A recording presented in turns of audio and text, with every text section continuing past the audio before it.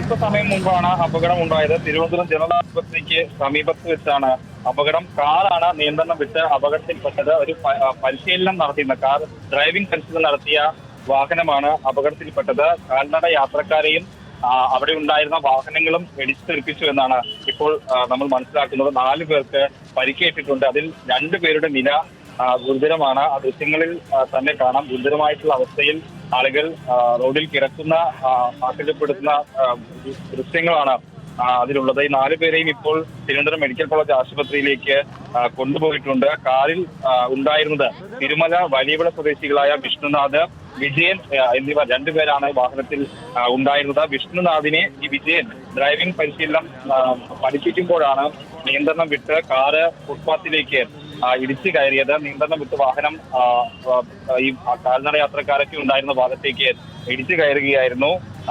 ഈ 2 പേർക്കല്ല പുറത്തുണ്ടായിരുന്ന ആളുകൾക്കാണ് പരിക്കേറ്റിട്ടുള്ളത് എന്നാണ് ഇപ്പോൾ നമ്മൾ മനസ്സിലാക്കുന്നത്. ഈ 2 പേരെയും, അതായത് വിഷ്ണുനാഥിനെയും വിജയനെയും പോലീസ് ഇപ്പോൾ കസ്റ്റഡിയിൽ എടുത്തിട്ടുണ്ട് എന്നാണ് മനസ്സിലാക്കുന്നത്. വലിയ അപകടം തന്നെയാണ്.